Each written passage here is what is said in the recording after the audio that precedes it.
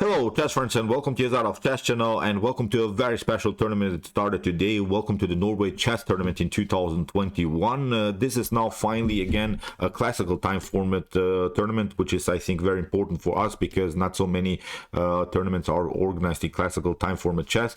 This tournament, I think, will be really incredible. Although only 6 players are playing, we have here Magnus Carlsen is participating, Alireza Firouzja here, Sergei Karyakin is here, Richard Rapport, Arjan Tadi, and what's the most important thing, that also Jan Nepomniachtchi is playing. So we'll have a great battle in this tournament between the World Championship challenger Jan Nepomniachtchi and the World Champion Magnus Carlsen. We'll witness them, of course, in the continuation of this year, the great super match for the World Championship throne between the two of them. And I think this is now also a very important game. We'll see where is Nepo standing when it comes to challenging here the World Champion Magnus Carlsen. So the tournament is a little bit different. We have to also say that it's very important because the winner of one particular game gets immediately 3 points when he wins the classical time format game. If the game ends in a draw, then both of them have to play, of course, the so-called Armageddon game, in which white has again 10 minutes on the clock, black has then 7 minutes on the clock. So then, of course, white has to win the game in order to make a whole point. If the game ends in a draw, then of course white gets only a draw, and black has then of course a full point. So that's exactly what happened now in the round 1. We're covering now the great match game between Magnus Carlsen and Alireza Firouzja, in which Alireza Firouzja played here first with the white pieces in the classical time format game against Magnus Carlsen with the black pieces, and the first game ended in a draw. So it meant that Alireza Firouzja and Carlsen had to play a new game, this Armageddon game, in which Alireza played again with the white pieces but had 10 minutes on the clock, and Magnus Carlsen had only 7 minutes on the clock. And we have now, as I said, the Armageddon game, which was really incredible when it comes to really blitz or rapid chess, fast time format chess. I think this was an incredible game because you witness here really beautiful tactics all over the board. So let's check out now the game. Here Alireza opened with the move e4. Magnus Carlsen response was c5, the Sicilian defense. We have knight to f3, knight to c6, and we have now the Rossolimo Nyezhmetdinov attack, which is now, I think, these days a very popular opening. The pragmatic idea of this opening is, of course, to create a double pawn structure, simply bishop takes c6. It's a simple idea, I think, in chess, but it's a very pragmatic, as I said, and a usual idea to simply mess up the pawn structure and go into the Midgame game with simply a better pawn structure. So as I said, bishop to c6 is now the position threat. Here Magnus plays now this French Sicilian setup. I like to call it at least the French Sicilian setup, where we have already this e6 pawn and this pawn on c5. Of course, you could try now immediately to take here bishop takes c6, then of course b takes c6 will happen. But I think in the continuation of the game, black could have a dominant center in the position. Black will probably push the pawn on d5. So that's why here after move e6, here Alireza Firouzja first castles,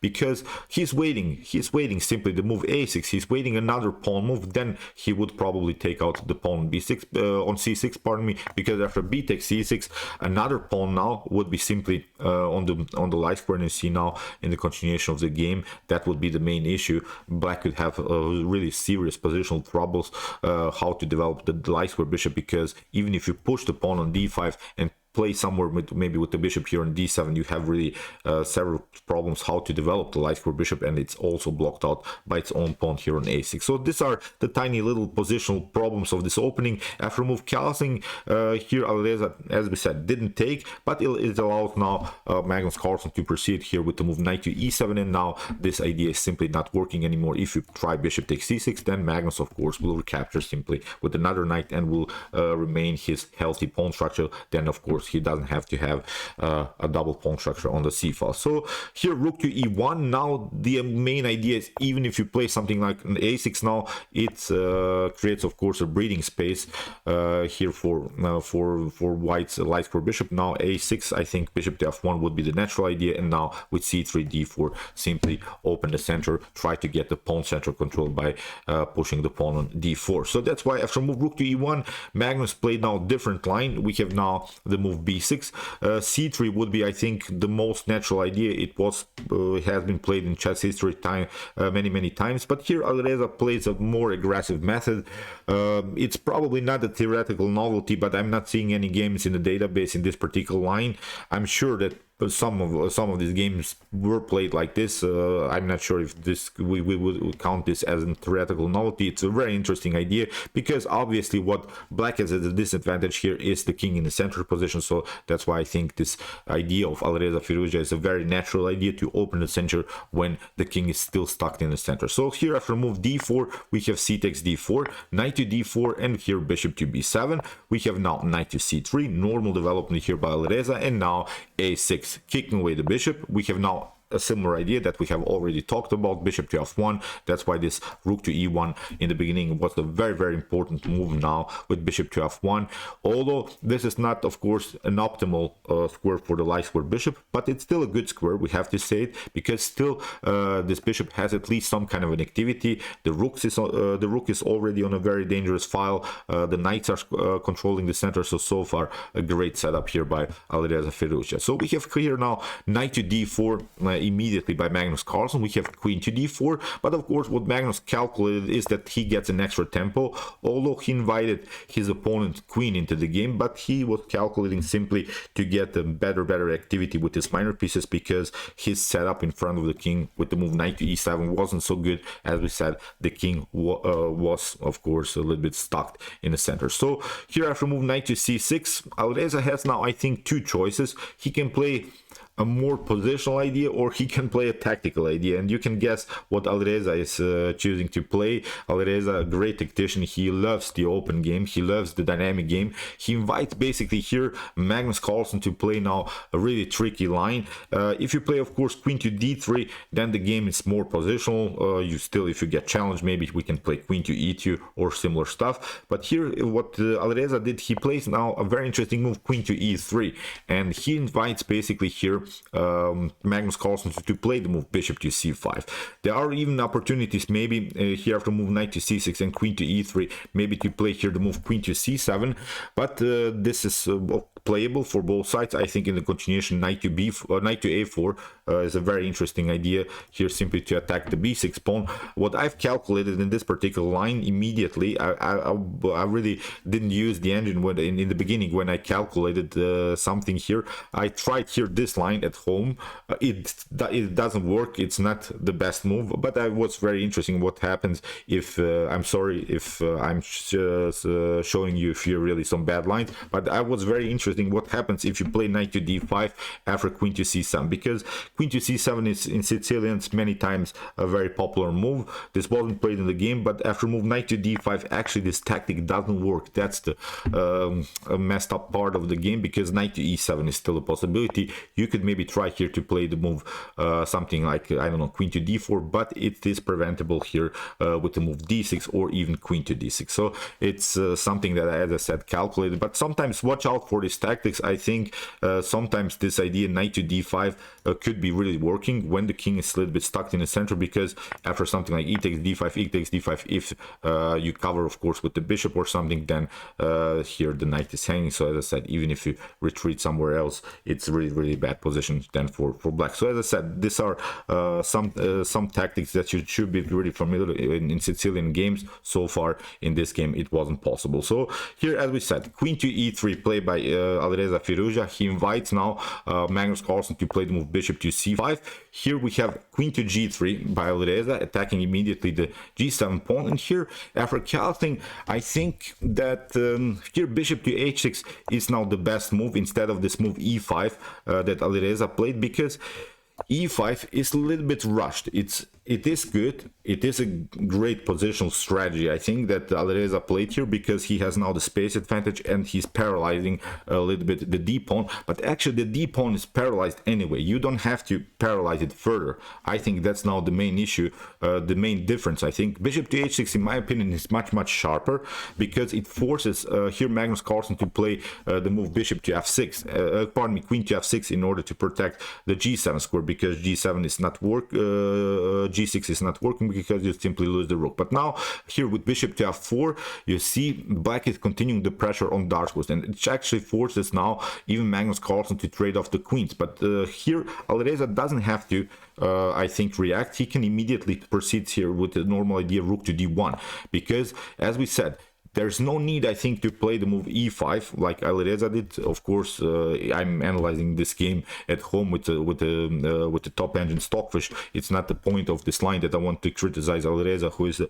much better player than I am. But as I said, you don't have to play e5, because d5 was never really a possibility anyway for black to play to improve this backward pawn on d7. So as I said, maybe here this idea queen to h6 was slightly better. It forces basically Magnus Carlsen to go into this line. Now bishop to f4, queen to g6, and now I think here rook to d1 is a great idea here. This d7 pawn is a long-term weakness. Okay, these are tiny little things. As we said, e5 here by Alireza. Now it gives Magnus Carlsen the opportunity to regroup a little bit, to make this move. It's a great defensive move here, f5. We have e takes f6, rook to f6, and you see suddenly Alireza doesn't have anymore the space advantage, which he missed a little bit because this e5, as I said in the beginning, it was a little bit, I think, too rushed. So here after move rook to f6, it leads now into really one of the wildest tactics. We have now bishop to g5. Here Alireza plays Magnus Carlsen plays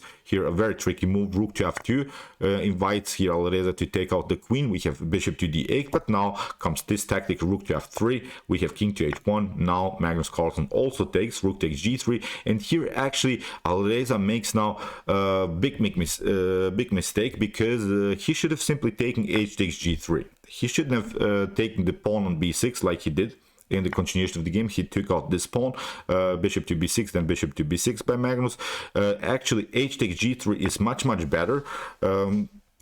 Pardon me, because of this line after h takes g3, here rook to d8, but now it gives time here Alireza to regroup again, because this dark bishop is really a monster bishop. It cuts off here the g1 square, and now there are some threats of rook to f8, rook to f5, and then rook to h5 to deliver even checkmate. So in this particular line, actually Alireza is already challenging Magnus Carlsen's dark square bishop on c5. So this would be probably an equal game, although of course white is up the exchange, but of course Magnus Carlsen has also an extra pawn and the bishop for the rook. But what Alireza did, he played bishop to b6, and that's now huge problem, because after bishop to b6, here in the continuation we have h takes g3, and now Magnus makes a mistake. He plays bishop to f2, which wasn't actually the best continuation. He got a little bit greedy to get this pawn, because he should have simply proceeded with this idea, rook to f8,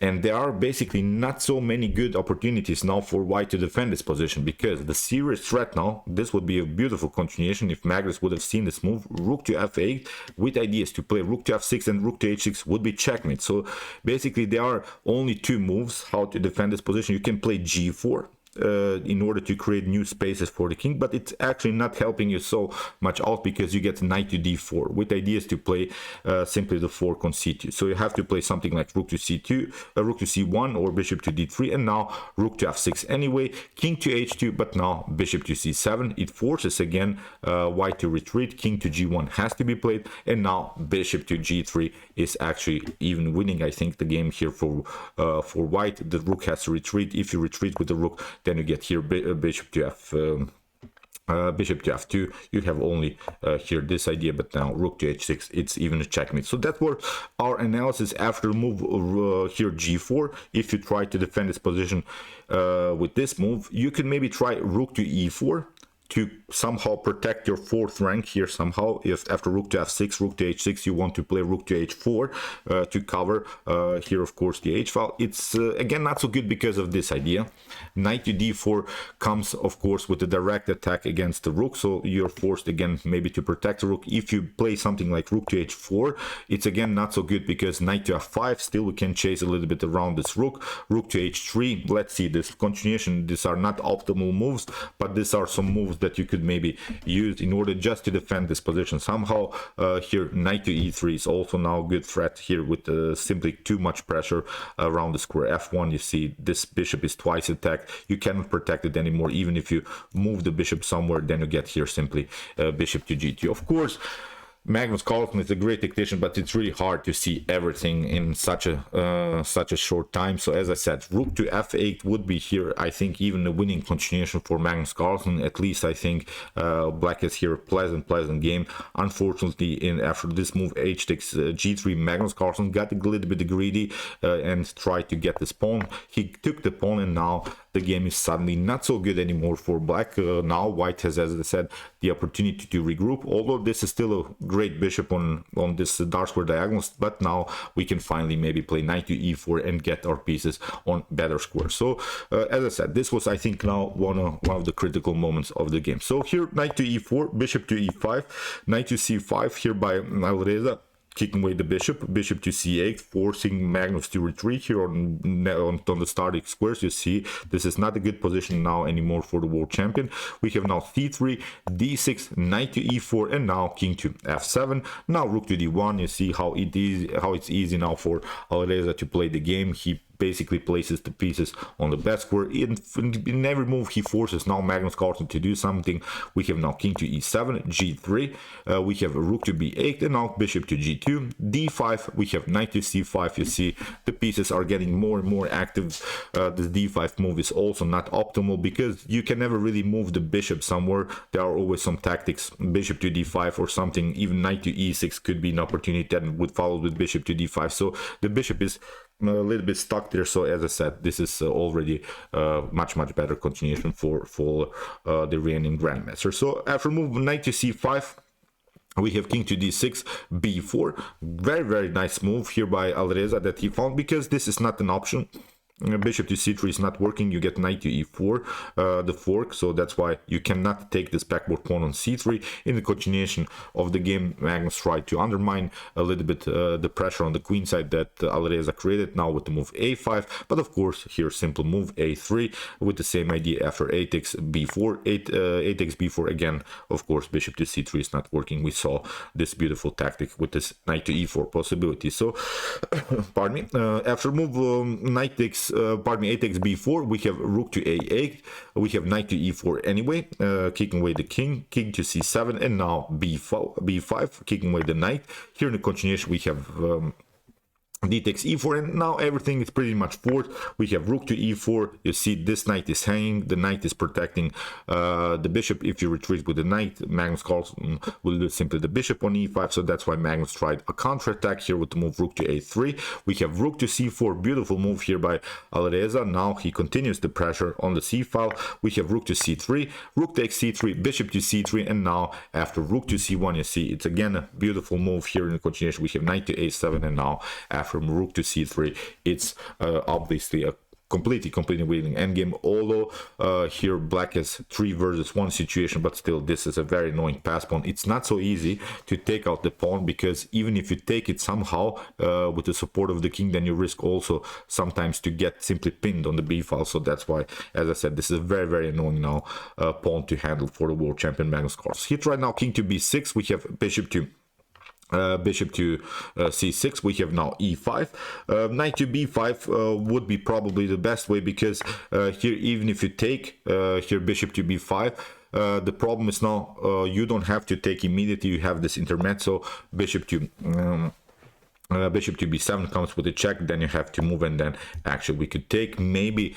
this continuation could lead in a draw if you play now a perfect endgame. Maybe from black's perspective you could hang somehow on a draw, but the engine gives here already 1.5 evaluation here for white. In my opinion, this should be probably winning for white, especially because of the fact that the black king is simply cut off simply from the connection of his pawns. Now the white king could simply march on dark square and try to attack this position. As I said, this is maybe sort of a position that's worthy to study with an engine, I'm in my opinion, white should be probably winning here. So here in the continuation, after move king to b6, as we said, bishop to c6, Magnus played the move e5, probably the best way here, simply knight takes b5.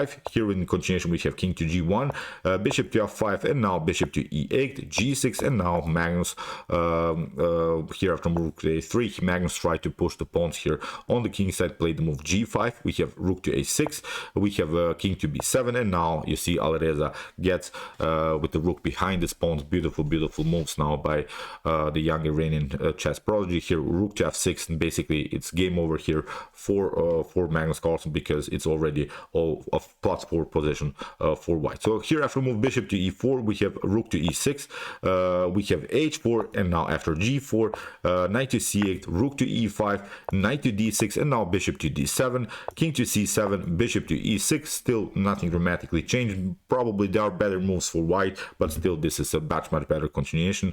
Here after move bishop to b7, we have reached now the critical moment of the game, because there are now several choices what you can do. You can play here the move rook to g5 is not possible because of knight to e4. Probably the best way is simply to play a calm game with the move bishop to f5, but what Alireza did here is really incredible. He played the move king to e3, and king to e3 is now huge blunder, which leads now into a drawish game. So the engine gave here before this move a +4 evaluation for white. Now it's an equal game almost, because here Magnus Carlsen simply pushes the pawn here, and the cool part about this pawn is that actually it's going to h1, where it's already supported by the light square bishop. So really wild stuff what Alireza missed here, a winning game against the world champion. We have rook to g5 by Alireza, now h2, rook to h5, now a promotion, and here this is now a theoretical draw by both sides. So here g5, bishop to e4, king to d4, bishop to h7,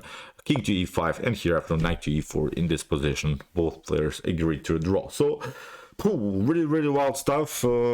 Incredible game, incredible tactics in the beginning, with this nice windmill tactic in which Magnus Carlsen got his queen back. Unfortunately for Magnus, he didn't see this tactic with rook to f8, including the rook, then tried to shift it over to h6, trying this checkmate pattern with the support of the bishop pair. Then Alireza got out, got a huge advantage. Then Alireza had the winning endgame, unfortunately missed some tactics. So probably the draw is fair, and we'll see now what will happen in the continuation of the turn. But this will be very interesting, as I said. We'll see a new match between Jan Nepomniachtchi and Magnus Carlsen. It will be really beautiful game before, of course, the world championship match in this year. So okay, I hope that you enjoyed this game. I really enjoyed it a lot. You should really also always consider about this game, these are rapid blitz games, these are wild tactics all over the board in a really fast time format. Incredible game here by Alireza Firouzja and Magnus Carlsen. If you want to see more brutal, brilliant games, check out my commented chess games played by engines, with some great games played by Stockfish, Alpha Zero, Lila Zero, and many more. And if you like this content, don't forget to subscribe to my channel. See you soon with some more videos, and what to say, chess is the best, of course.